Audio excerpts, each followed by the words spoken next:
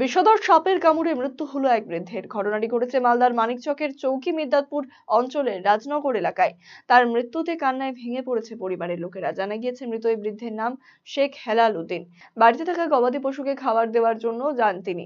এরপর খাবার বের করার সময় একটি সাপ তাকে কামড় দেয়। এরপরই তার অবস্থার অবনতি হলে তাকে তড়িঘড়ি মানিকচক গ্রামীণ হাসপাতালে নিয়ে এলে কর্তব্যরত চিকিৎসক তার অবস্থার অবনতি হওয়ায় মালদা মেডিকেল কলেজ এবং হাসপাতালে স্থানান্তর করেন।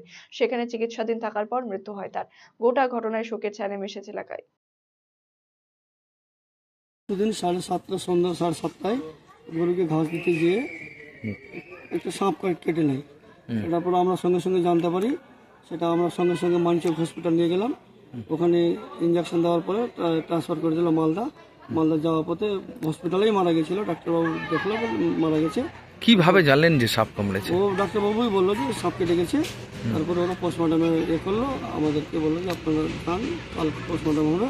কালকে আবার আমরা 4টার দিকে পোস্টমর্টম করে নিয়ে এসেছি। এই এলাকায় কি সাপ রয়েছে? হ্যাঁ, সাপ আছে এখানে। কেন, কিভাবে জানলেন যে সাপ? এই জঙ্গল আছে, আশেপাশে বাগানগুলো আছে, এই জন্য।